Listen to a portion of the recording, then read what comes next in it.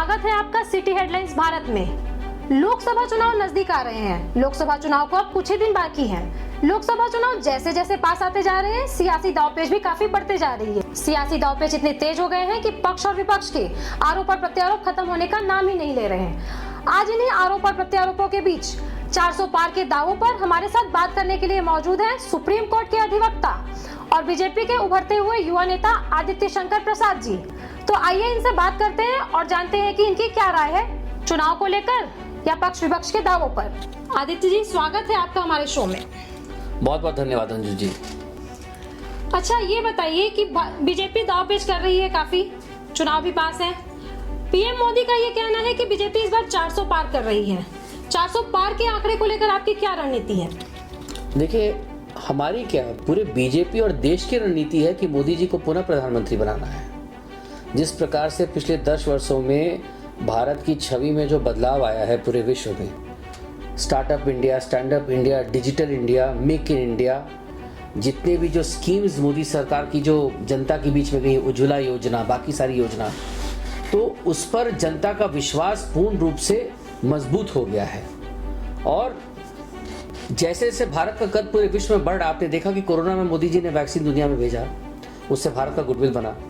आप देख रहे हैं कि भारत की इकोनॉमी जो है पहले से बहुत बेहतर हो गई है। देश में इंफ्रास्ट्रक्चर में इतना बदलाव आ रहा है। आप देख रहे हैं जो सड़कों का जाल जो आदरणीय मोदी जी के नेतृत्व में जो पूरे देश में बिछाया जा रहा है, उससे कितना बदलाव आ गया है।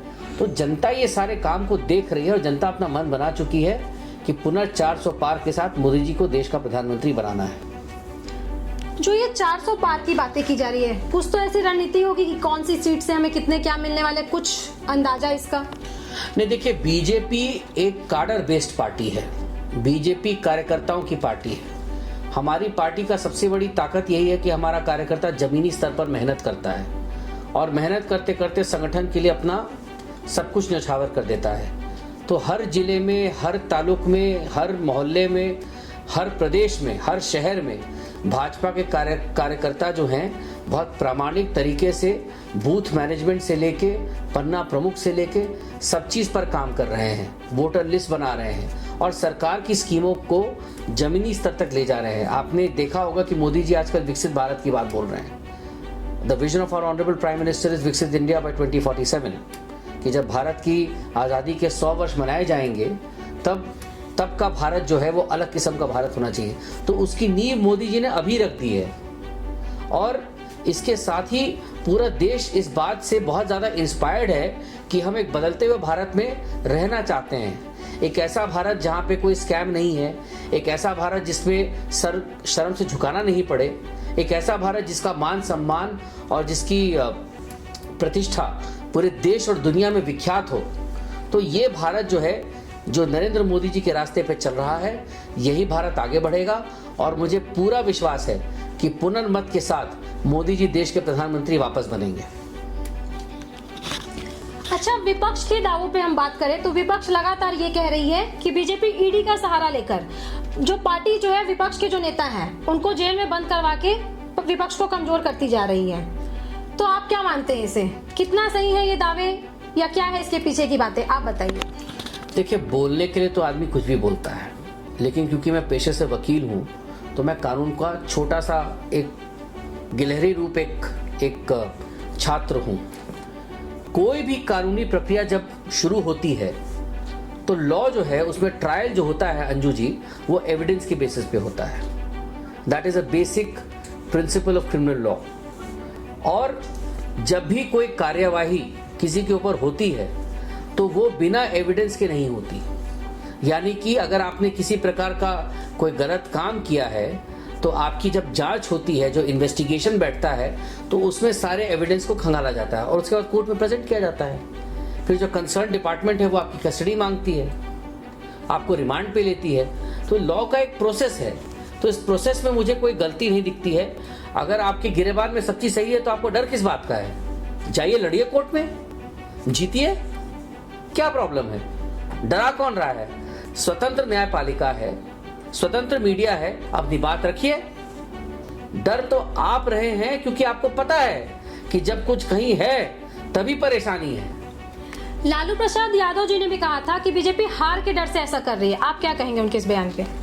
देखिए, लालू जी बहुत वरिष्ठ नेता हैं, मैं उनके बारे में कुछ नहीं बोलूंगा, लेकिन एक कानून के छात्र के नाते और बिहार का वासी होने के नाते पूरा देश जानता है कि लालू जी की राजनीति का आधार क्या रहा है और उनकी राजनीति कहां से चमकी है। फॉर्डर स्कैम हो या बाकी सब चीज, जो लैंड फॉर जॉब स्कैम जो सारा जो चल रहा है, उनका सीबीआई का ट्रायल वायल हुआ, उसके बाद 4-5 बार जेल भी गए, तो ये तो लॉ का प्रोसेस है, अपना काम कर रहा है, इसमें हम क्या बोलें। तो ईडी को लेकर आप क्या कहेंगे? ईडी बीजेपी के अंदर है या स्वतंत्र संस्थान है? देखिए, कोई भी संस्था किसी पार्टी के अंदर नहीं होती है। लॉ में एक प्रोसेस होता है, there is a due process of law. अगर आपको उस लॉ के प्रोसेस से परेशानी है, आप उसको कोर्ट में चैलेंज कर सकते हैं। अच्छा वकील खड़ा करिए, जज के सामने बहस करिए और कोर्ट से स्टे लीजिए, क्या प्रॉब्लम है। लेकिन परेशानी वहां है जहां पे दर्द कहीं छुपा हुआ है, और जब नस को दबाया जा रहा है तो दर्द हो रहा है, और क्योंकि आप दर्द से कर्रा रहे हैं तो आपके पास जवाब नहीं है। तो ये तो आपको तय करना पड़ेगा ना कि आपके क्या मानक होंगे। This you have to understand yourself. तो इन सब तथ्यों से, ये सब भ्रामक तथ्य हैं, इसका कोई मतलब इसका कोई वैल्यू नहीं है। और जिसको जो अपनी बात रखना चाहता है वो कोर्ट में जाके रखे, एक अच्छा वकील खड़ा करे, अपनी बात को रखे, और अगर वो सही है तो कोर्ट से रिलीफ ले ले, बात खत्म हो गई। अच्छा, पिछले इन 5 सालों में बीजेपी ने जो भी वादे किए थे वो एक तरह से पूरे करती हुई नजर आ रही है, चाहे वो 370 हो, राम मंदिर हो, यूसीसी हो या सीएए हो। अब आगे अगर आप चुनाव जीतते हैं, आपकी पार्टी और बीजेपी चुनाव जीतती है, तो आगे की क्या रणनीति है देशवासियों के लिए आपकी?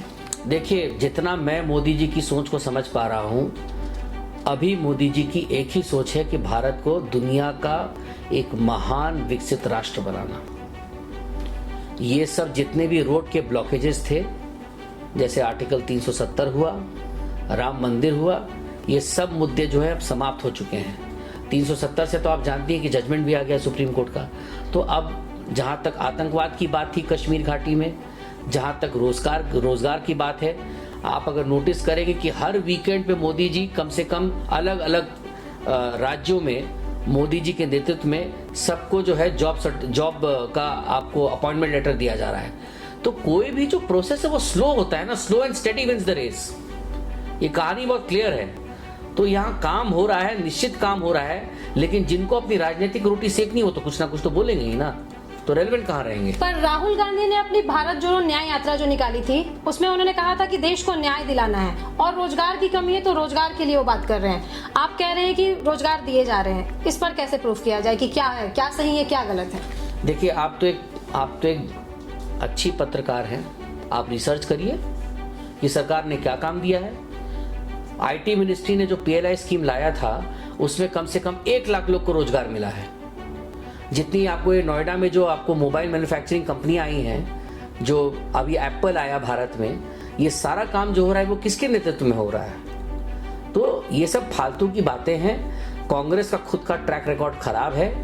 इनके पास 2G, 3G, 4G, Coalgate, Augusta Westland, Bofors, यही इनका ट्रैक रिकॉर्ड है। यहाँ पे स्वच्छ और साफ तरीके से काम हो रहा है। राष्ट्रवादी विचारधारा के साथ देश का मान सम्मान को बढ़ाने के लिए काम हो रहा है, और जनता उसको देख रही है। तो जनता समझदार है, जनता अपने आप जवाब देगी। अभी 31 मार्च को यहाँ रैली हुई, राहुल गांधी जी ने उसमें कहा है कि जो बीजेपी है वो मैच फिक्सिंग का काम कर रही है। उनके इस बयान पे आप क्या कहेंगे? अब राहुल गांधी के बयान में कुछ बचा है कहने के लिए? उस लायक वो नेता है क्या? बोलने दीजिए। अच्छा है, हमारे प्रचार कर रहे हैं, अपनी कमियों को एक्सपोज कर रहे हैं, तो हमारे लिए बढ़िया है ना, बोलने दीजिए उनको। जब कुछ है ही नहीं बोलने के लिए तो बोलते रहने दीजिए। वो जितना बोलेंगे बीजेपी का वोट उतना बढ़ेगा। जितना मोदी जी को कटाक्ष मारेंगे उतना मोदी जी मजबूत होंगे। तो बहुत बढ़िया, बोलने दीजिए। विपक्ष का ये भी कहना है कि ईडी के जरिए लोकतंत्र की हत्या की जा रही है, बीजेपी हार की डर से ऐसा कर रही है। अभी सुप्रिया सुले ने भी कहा था कि बीजेपी ये केजरीवाल गिरफ्तार हुए, तो सुप्रिया सुले ने ये कहा कि ये लोकतंत्र की हत्या है। आप क्या कहेंगे इस पे? देखिए, सुप्रिया जी एक वरिष्ठ नेत्री हैं, मैं उनकी बात का सम्मान करता हूं, लेकिन मैं उनकी बातों से पूरी तरह से डिसएग्री करता हूं। कोर्ट ने एविडेंस के बेसिस पे जितने भी आम आदमी पार्टी के नेता हैं उनको जेल भेजा है। ये ट्रायल कोर्ट गए, वहां से इनका बेल रिजेक्ट हुआ, ये हाई कोर्ट गए, वहां से इनका बेल रिजेक्ट हुआ, ये सुप्रीम कोर्ट गए, वहां से इनका बेल रिजेक्ट हुआ। ये फालतू की बातें हैं एकदम। और कोर्ट, मैंने जैसे पहले भी कहा आपको अंजू जी, कोर्ट एविडेंस पे काम करता है। अगर आप सच है तो आप लड़िए ना भाई, क्या प्रॉब्लम है? अगर आपको कानून के प्रावधान के इंटरप्रिटेशन से परेशानी है तो आप जाइए जज के सामने, बोलिए कि सर ये गलत है। आप अपनी परेशानी को तो सामने आप दिखाना चाह नहीं रहे कि परेशानी है क्या, और जब कानून अपना काम करे तो आप वेंडेटा की बात बोल रहे हैं। और जहां तक आप लोकतंत्र की हत्या की बात कर रही हैं, 75 में क्या हुआ था? 24 जून 1975 में उसका जवाब देगी कांग्रेस, उसका जवाब देना ये विपक्षी लोग। बंगाल में क्या हो रहा है, क्यों हिंदुओं की हत्या हो रही है, क्यों दंगे हो रहे हैं, वहां ममता दीदी क्यों चुप हैं? केजरीवाल जी के फंडिंग का जो मामला चल रहा है अभी, आम आदमी पार्टी का मैं देख रहा था, वो पन्नू ने एक वीडियो जारी किया है, क्या सच्चाई है इसमें? तो ये सब बातों को भी सामने रखना चाहिए, आधे तथ्यों से बात नहीं करनी चाहिए इन लोग को। विपक्ष तो लगातार ये भी आरोप लगा रहा है कि जो बीजेपी है वो धर्म की राजनीति कर रही है, हिंदू मुस्लिम वाली बात हो रही है, धर्म के आधार पे वोट लिए जा रहे हैं, इस पर क्या कहेंगे? देखिए ये सब बेबुनियादी बातें हैं, बिना बात का ढोल पीटा जा रहा है, इसमें कोई तथ्य नहीं है। इतने सारे प्रदेशों में भाजपा की सरकार है, अलायंस में सरकार है, क्या बिना मुस्लिम वोट के बीजेपी जीत गई? योगी जी बिना मुस्लिम वोट के मुख्यमंत्री बन गए उत्तर प्रदेश के। जयपुर में जो बीजेपी की सरकार है तो बिना मुस्लिम वोट के बीजेपी आ गई। हरियाणा में बिना वोट के मुस्लिम वोट के बीजेपी सरकार बना दी। मध्य प्रदेश में क्या हुआ, छत्तीसगढ़ में क्या हुआ, बिहार में क्या है? ये सब देखिए बेबुनियादी बेतरकी बातें हैं, इनके पास कोई मुद्दा बचा नहीं है।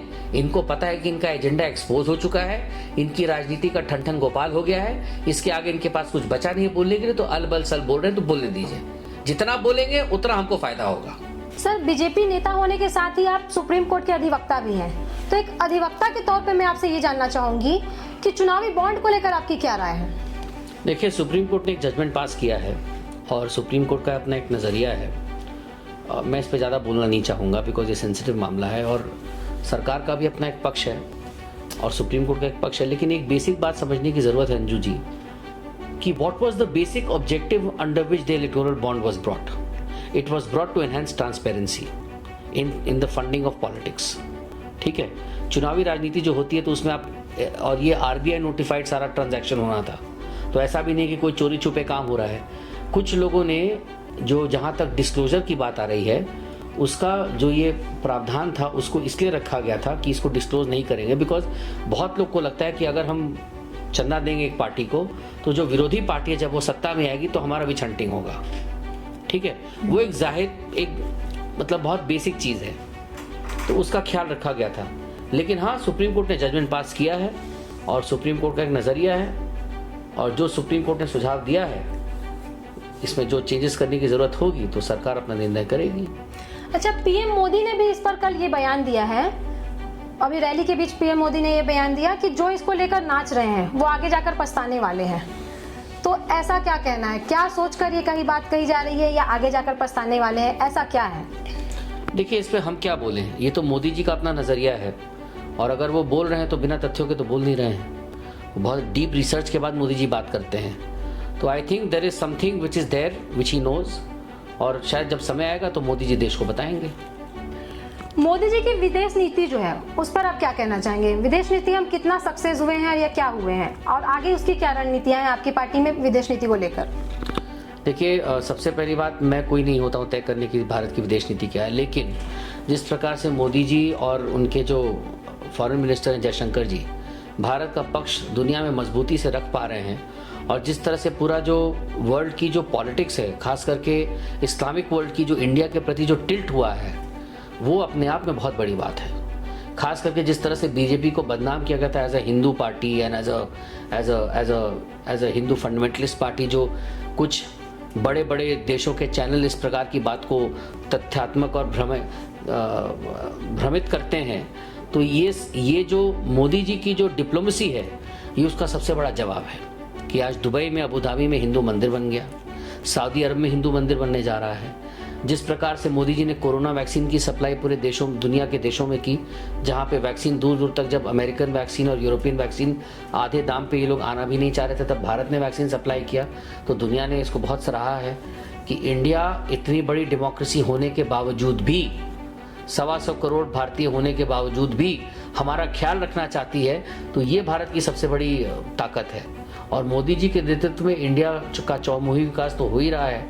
तो चौमुखी विकास के साथ साथ जो इंडिया का ग्लोबल प्रोफाइल जो बड़ा हुआ है ना, जिस प्रकार से आप देखिए, आपने G20 हुआ भारत में, G20 में अमेरिका के राष्ट्रपति आए, बड़े बड़े देशों के नेता आए, और भारत का मान सम्मान मोदी जी के नेतृत्व में बहुत बड़ा है।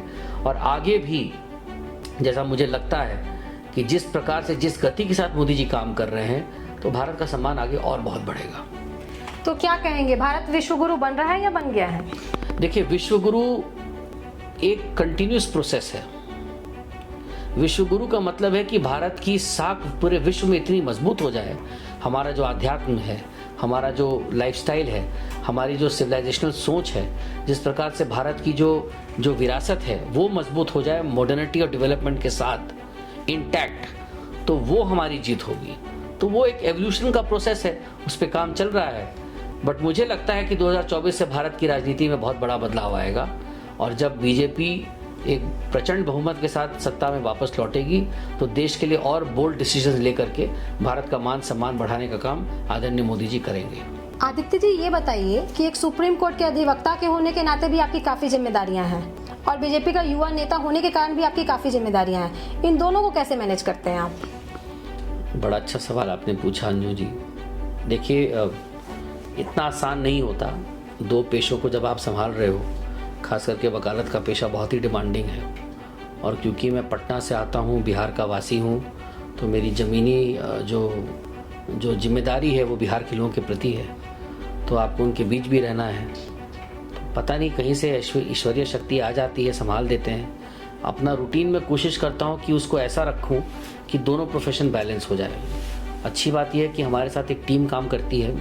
हमारे दो ऑफिस हैं, एक दिल्ली में, एक पटना में है। मैं दोनों जगह वकालत करता हूँ, तो उससे एक आराम हो जाता है। तो एक सपोर्ट सिस्टम रहता है कि हम अपने क्षेत्र में भी घूम लें, लोगों से मिल भी लें, पार्टी का भी काम मैं देख लूँ।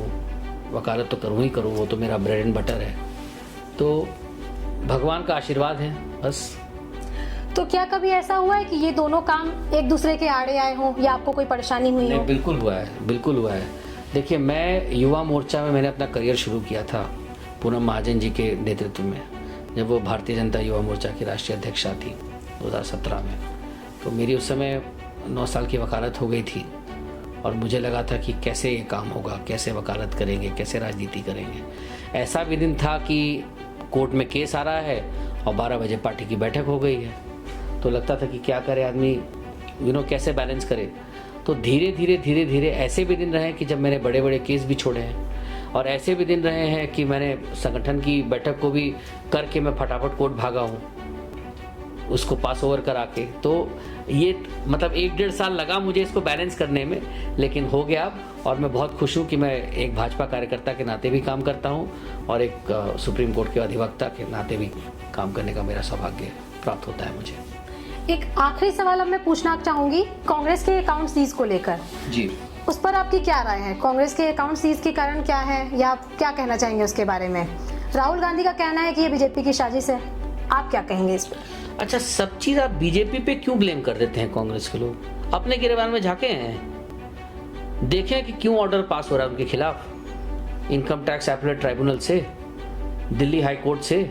क्यों उनको स्टे नहीं मिल रहा है? कहीं तो गड़बड़ी है ना, कहीं तो परेशानी। अगर आप टाइमली अपना टैक्स नहीं भरिएगा तो आईटी अथॉरिटी आपका काम करेगी। आईटी अथॉरिटी ने आपको नोटिस भेजा, आपने जवाब नहीं दिया। आपने जवाब दिया भी तो आपके जवाब का में कोई तथ्यात्मक कुछ कारण मिला नहीं।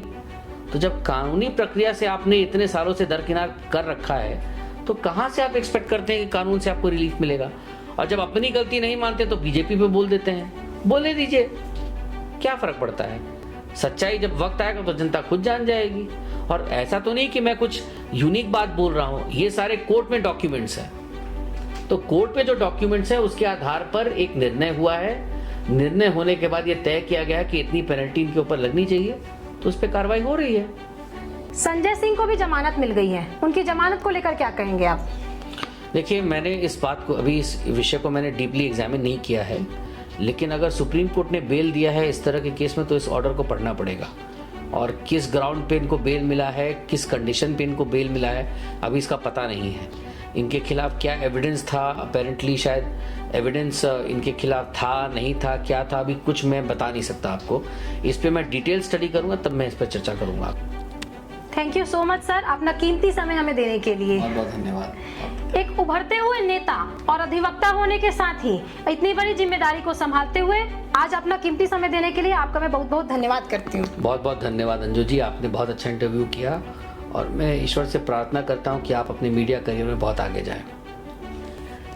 तो आज आपने देखा कानूनी दांव-पेच को लेकर कई बातें। इसके साथ ही दीजिए अब हमें इजाजत। मैं हूँ अंजू पांडे, कैमरा पर्सन मानव के साथ सिटी हेडलाइंस भारत।